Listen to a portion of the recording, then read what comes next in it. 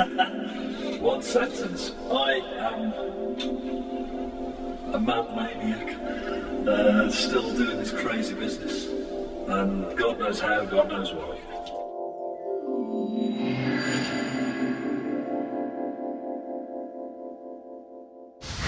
I think I can.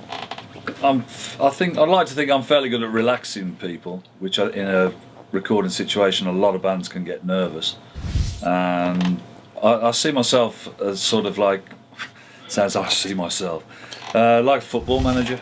You know, for me, football and music, doing this sort of thing is exactly the same. You've got the team there, you've got to have the head coach, and you've got to encourage your players to get the best out of it.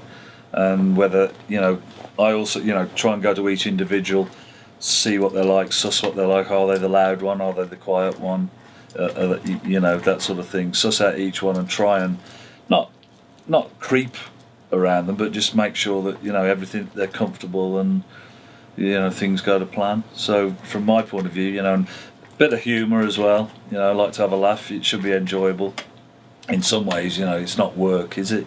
It's not like I've done day jobs. I know what that's like. This isn't real work, It's making music. So have a laugh and at the same time get the work, get the music down and get it done, sort of thing. But I've always prided myself as well. I can bring a project in to budget. Anybody listening, I've never run over late. So if I know we've got a certain time, whatever the criteria is, I can usually do that. So that's always been one good thing. Budget is important, and it is tighter. And studios, that we're like the studio we're in now, Chapel, it's that they've had to adapt themselves as well from a budget point of view to keep the business in. Whereas I still believe it's much better to come into a good quality studio and use, preamps, mics are so important. People think, oh, I've got the money now, a couple of grand, I'll get a Pro Tools rig and I'll be able to record an album, but it doesn't work like that. An audience buying a record, they're not thinking how it was recorded, they don't care how it was recorded, it's just whether it does the business for them, I don't even like to do too much engineering myself. I mean, on this side of it, getting the sounds initially, whatever, but when it comes to actually operating Pro Tools, I'd rather have somebody there doing it. It's like I call in the expression, they'll drive the car and I'll be the sat nav.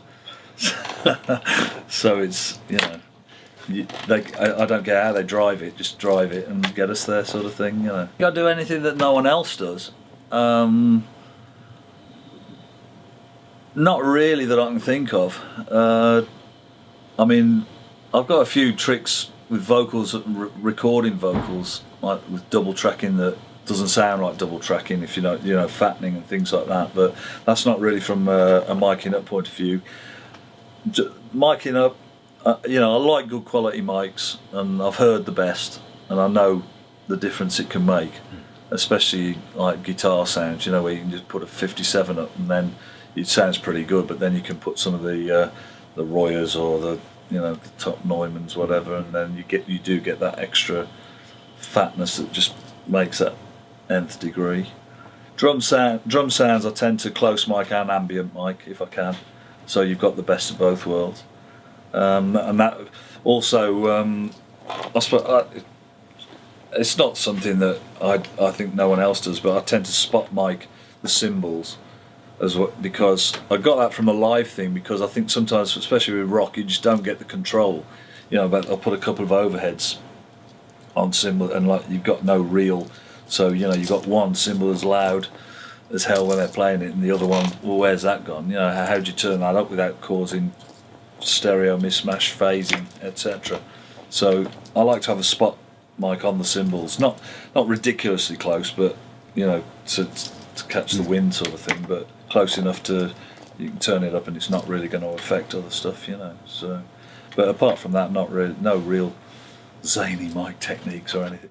For me, if it's working, if it's sounding good, that's it.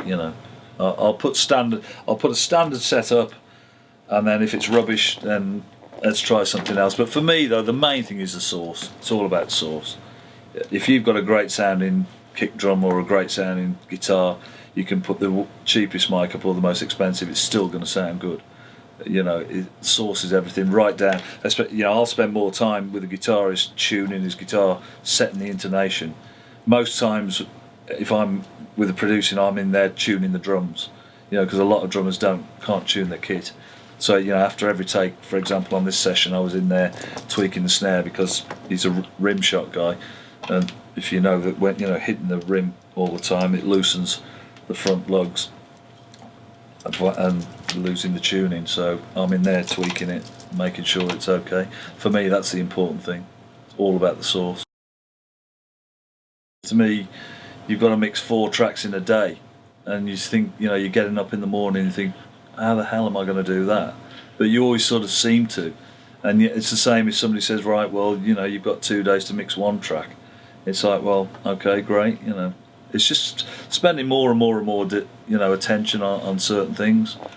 Really getting, you know, I'll sort of get so engrossed in on it, but not to the point of where I'm only seeing one thing, you know. But I can get all that detail done on a certain instrument or a certain piece of the song or whatever. But you know, with the shorter stuff, you've just got to, okay, I'll ride that bit of guitar there, and that'll be it, you know.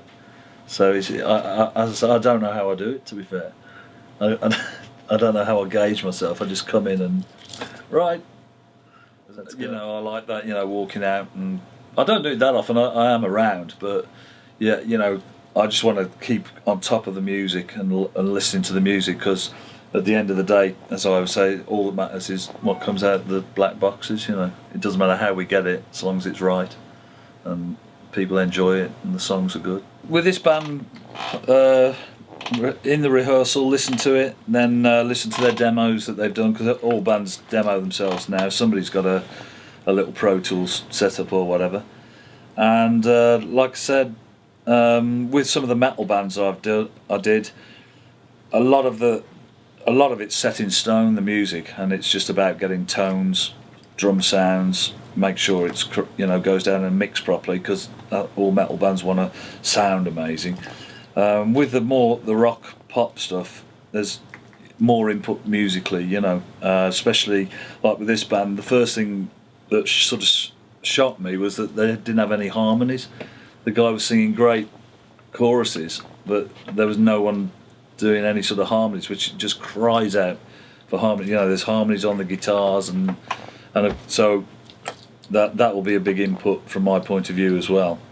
We already did a couple last night. You know, the first bit of recording, I was just recording lead vocals, but already a couple of harmonies cropped up that we just banged down. You know, so from that point of view, with this band, there's more musical input, and I'm constantly listening with, you know, what I call punter's ears, to make sure that the whole package is there, you know, rather than get too anal about certain, you know, individual things. If the tune's no good, forget it.